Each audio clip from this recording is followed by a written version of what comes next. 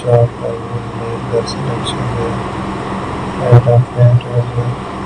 I will make a further selection there.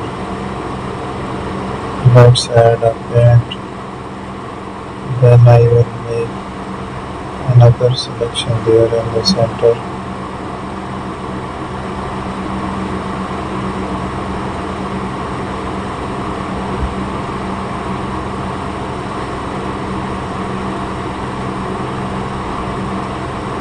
So we have to use the shapes.